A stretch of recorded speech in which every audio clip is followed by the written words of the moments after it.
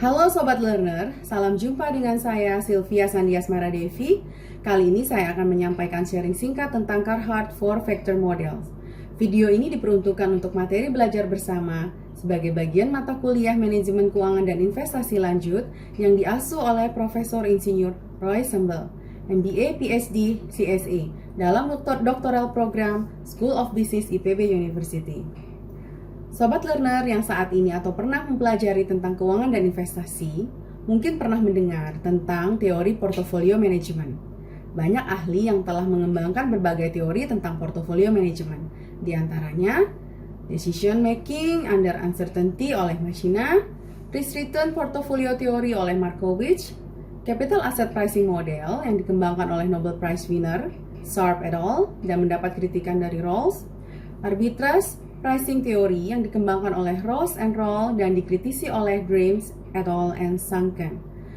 Fama Friends 3 Factor Model yang dikembangkan oleh Fama and Friends.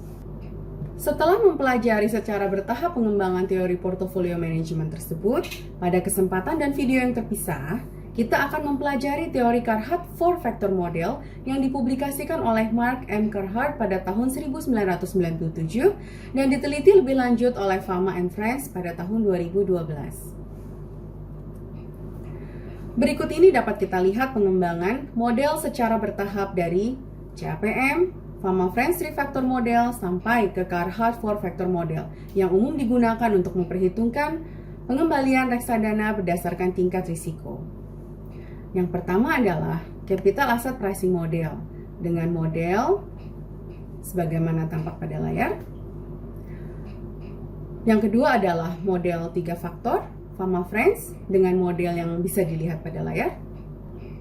Yang ketiga adalah model 4 faktor Carhart dengan model yang juga bisa dilihat pada layar. Di mana R adalah pengembalian portofolio yang melebihi pengembalian T-bill 1 bulan, alpha adalah intercept dari model. VWRF adalah kelebihan pengembalian pada nilai portofolio tertimbang nilai CRSP dari semua saham. RMRF adalah kelebihan pengembalian pada nilai tertimbang dari proksi pasar agregat. SMB adalah premi bulanan dari faktor ukuran, adalah portofolio investasi nol yang panjang pada saham kapitalisasi kecil dan pendek pada saham kapitalisasi besar. HML, premi bulanan dari faktor book to market, adalah portofolio investasi nol yang panjang pada saham book to market tinggi dan pendek pada saham book to market rendah. PR1YR, momentum 1 tahun dalam pengembalian saham, adalah portofolio tanpa biaya yang merupakan pemenang pengembalian 12 bulan sebelumnya dan saham yang kalah 12 bulan sebelumnya yang pendek. Mari kita lihat lebih dalam tentang pengembangan teori Carhart 4 Factor Model. Siapakah ilmuwan pengembangnya? Mark M. Carhart. Kapan publikasinya? Pada bulan Maret 1997 pada The Journal of Finance volume 52 nomor 1 dengan judul On Persistence in Mutual Fund Performance. Di mana penelitian dilakukan, database reksadana mencakup reksadana ekuitas terdiversifikasi bulanan Januari 1962 sampai Desember 1993 di pasar AS, New York Stock Exchange, American Stock Exchange, dan saham Nasdaq. Teori apa yang dikembangkan oleh Carhart? Carhart membangun model 4 faktornya menggunakan model 3 faktor Fama and Friends tahun 1993 ditambah dengan faktor tambahan yang menangkap anomali momentum 1 tahun dari penelitian Jagades dan Titman 1993. Carhart menambahkan faktor momentum untuk penetapan harga aset saham. Model Fama Friends 3 Factor Model yang dikembangkan pada tahun 1990 menyajikan bahwa sebagian besar pengembalian pasar saham dijelaskan oleh 3 faktor, yaitu 1. Risiko, 2. Harga, nilai saham cenderung mengungguli, dan 3. Ukuran perusahaan, saham perusahaan yang lebih kecil cenderung mengungguli. Mengapa Carhart mengemukakan teori ini? Model 4 faktor juga dikenal di industri sebagai faktor momentum bulanan. Momentum adalah kecepatan atau kecepatan perubahan harga dalam saham, sekuritas, atau instrumen yang dapat diperdagangkan. Kegigihan dalam kinerja reksadana tidak mencerminkan keterampilan memilih saham yang unggul.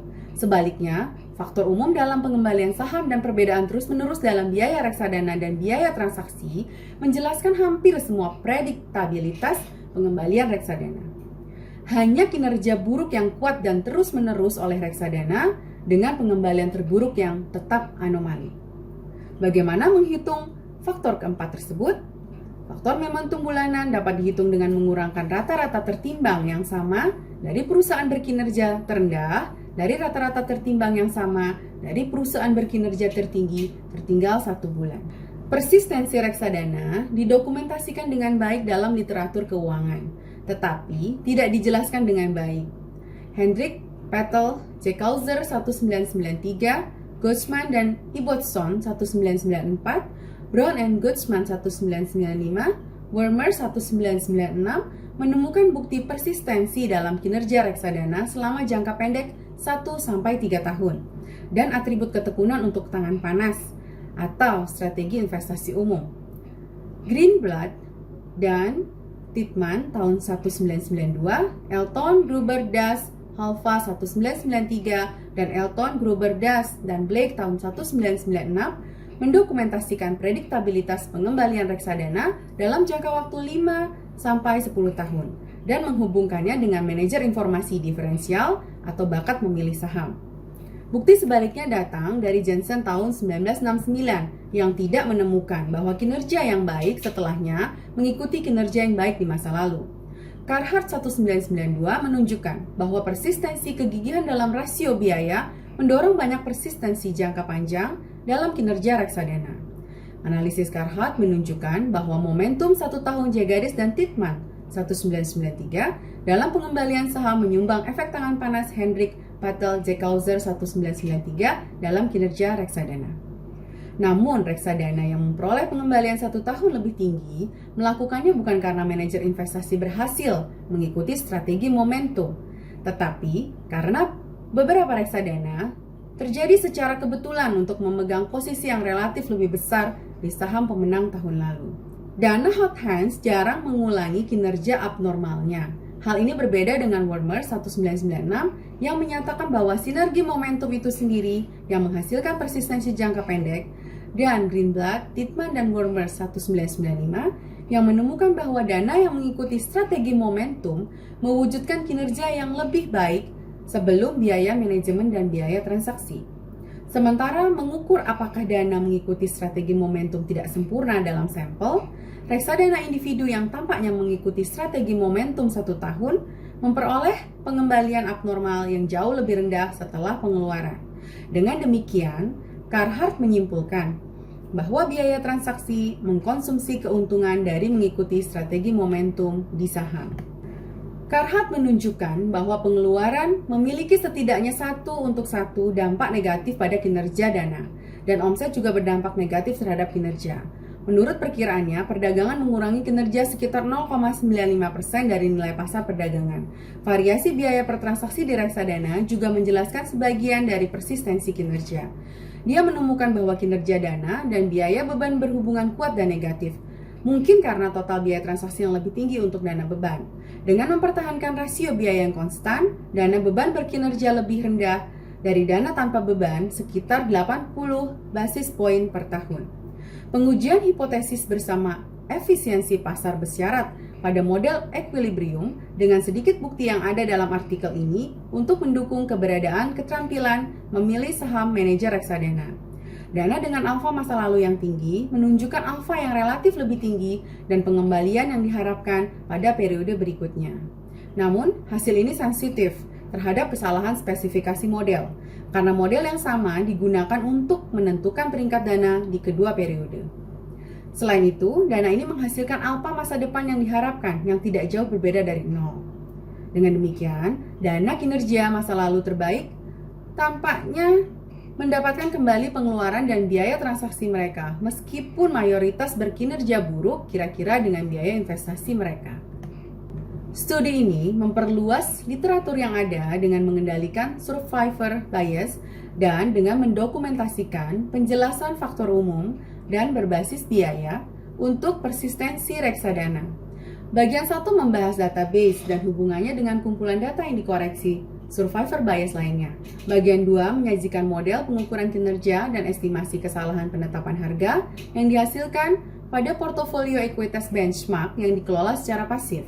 Bagian 3 mendokumentasikan dan menjelaskan persistensi 1 tahun dalam pengembalian reksadana, dan bagian 4 selanjutnya menafsirkan hasilnya.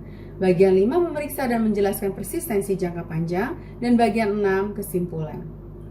Ringkasan statistik pada portofolio faktor yang dilaporkan pada tabel 2 menunjukkan bahwa model 4 faktor dapat menjelaskan variasi pengembalian yang cukup besar. Pertama, perhatikan varian yang relatif tinggi dari portofolio investasi 0, SMD, HML, dan PR1YR, dan korelasinya yang rendah satu sama lain dan proksi pasar. Hal ini menunjukkan model 4 faktor dapat menjelaskan variasi deret waktu yang cukup besar. Kedua, pengembalian rata-rata yang tinggi pada SMB, HML, dan PR1YR menunjukkan bahwa ketiga faktor ini dapat menjelaskan banyak variasi cross-seksional dalam rata-rata pengembalian portofolio saham. Selain itu, korelasi silang yang rendah menyiratkan bahwa multikolenialitas tidak secara substansial mempengaruhi perkiraan beban model 4 faktor. Model 4 faktor secara nyata mengurangi kesalahan penetapan harga rata-rata relatif terhadap CAPM dan model 3 faktor. Untuk tujuan perbandingan, kesalahan absolut rata-rata dari model CAPM, 3 faktor dan 4 faktor masing-masing adalah 0,35%, 0,31%, dan 0,14% per bulan. Selain itu, model 4 faktor menghilangkan hampir semua pola dalam kesalahan harga, yang menunjukkan bahwa model ini menggambarkan dengan baik variasi cross-seksional dalam pengembalian saham rata-rata. Gambar pengembalian pasca pembentukan pada portofolio reksadana yang diurutkan berdasarkan perkiraan 3 tahun yang tertinggal dari alfa 4 faktor. Dalam setiap tahun kalender dari 1962 hingga 1987, dana diurutkan ke dalam portofolio desil dengan bobot yang sama berdasarkan perkiraan 3 tahun alfa 4 faktor. Garis-garis pada grafik memiliki pengembalian berlebih pada portofolio desil pada tahun setelah peringkat awal atau tahun pembentukan, dan masing-masing dari 5 tahun berikutnya setelah pembentukan. Dana dengan alfa 4 faktor tertinggi terdiri dari desil 1, dan dana dengan terendah terdiri dari desil 10. Portofolio memiliki bobot yang sama setiap bulannya, sehingga bobotnya disesuaikan kembali setiap kali dana hilang dari sampel. Artikel ini hanya menawarkan sedikit bukti yang konsisten dengan manajer reksadana yang terampil atau terinformasi. Reksadana dengan alfa 4 faktor tinggi menunjukkan alfa di atas rata-rata dan pengembalian yang diharapkan pada periode berikutnya. Hasil ini tidak kuat untuk misspecification model, karena model yang sama digunakan untuk memperkirakan kinerja di kedua periode. Selain itu, kinerja yang diharapkan lebih tinggi untuk dana alfa tinggi hanya relatif. Karena dana tidak menghasilkan alfa, masa depan yang diharapkan secara signifikan positif. Buktinya konsisten dengan reksadana teratas yang mendapatkan kembali biaya investasi mereka dengan pengembalian kotor yang lebih tinggi. Secara keseluruhan, bukti konsisten dengan efisiensi pasar, interpretasi dari ukuran, book to market, dan faktor momentum. Membeli pemenang tahun lalu adalah strategi yang dapat diterapkan untuk menangkap efek momentum 1 tahun J-Garis dan Titman 1993 dalam pengembalian saham secara virtual tanpa biaya transaksi, karena biaya perdagangan aktual dialihkan ke pemegang reksadana jangka panjang. Namun praktek reksadana saat ini menjual saham di NAB tidak dapat menjadi equilibrium jangka panjang setelah strategi ini diikuti secara luas. Equilibrium mengharuskan reksadana membebankan biaya transaksi kepada investor masuk dan keluar untuk mengkompensasi efek mengganggu kinerja mereka. Praktik ini sudah menjadi umum di antara banyak dana yang memegang saham tidak liquid seperti Vanguard Small Capitalization Index Fund dan Dimensional Fund Advisor Emerging Market Index Fund. Bukti artikel ini menunjukkan 3 aturan penting bagi investor reksadana yang memaksimalkan kekayaan. 1. Hindari dana dengan kinerja yang terus-menerus buruk. 2. Dana dengan pengembalian tinggi tahun lalu memiliki pengembalian yang diharapkan lebih tinggi dari rata-rata tahun depan, tetapi tidak di tahun-tahun sesudahnya. Dan 3. Biaya investasi dari rasio pengeluaran, biaya transaksi, dan biaya beban semuanya memiliki dampak negatif langsung pada kinerja. Sementara, pers populer tidak diragukan lagi akan terus mengagungkan manajer reksadana berkinerja terbaik. Penjelasan biaya tentang strategi dan biaya investasi menjelaskan hampir semua prediktabilitas penting dalam pengembalian reksadana. Terlampir adalah jurnal Carhart MM 1997 on Persistent in Mutual Fund Performance yang dipublikasikan pada The Journal of Finance 52 nomor 1, halaman 57 sampai dengan 82. Dan beberapa artikel penting yang berhubungan dengan pengembangan momentum sebagai faktor keempat atas pengembangan Fama Friends 3 Factor Model, diantaranya Fama and Friends 2012, Size, Value, and Momentum in International Stock Returns, dipublikasikan pada Journal of Financial Economics. Cegades and Titman 1993, Returns to Buying Winners and Selling Losers, Implication for Stock Market Efficiency, The Journal of Finance. Hendrik, Patel, Jekelzer 1993, Hot Hands in Mutual Funds, Short Run Persistence of Relative Performance, yang dipublikasikan pada The Journal of Finance. Beberapa riset ilmiah juga telah dilakukan di Indonesia menggunakan Carhart 4 Factor Models, di antaranya kelima riset yang dapat kita lihat pada layar. Kita sudah mempelajari bersama beberapa informasi dasar tentang Carhart 4 Factor Models. Untuk selanjutnya, dalam rangka memperkaya pengetahuan tentang teori portofolio manajemen, Sobat Learner dapat mempelajari lebih lanjut di antaranya agency theory, signaling theory, winner's curse, self-selection, reputation, survival bias, game theory, definition of market efficiency, implication of MA, empirical evidence on MA, competing theory, behavioral finance. Sekian video saya kali ini, semoga dapat memberikan manfaat untuk kita semua. Laksana butiran pasir pengisi celah batu, ilmu yang bermanfaat akan mengisi kekosongan hatimu. Sampai berjumpa lagi di video dengan tema yang berbeda. Salam semangat dan sehat selalu, Sobat Learner!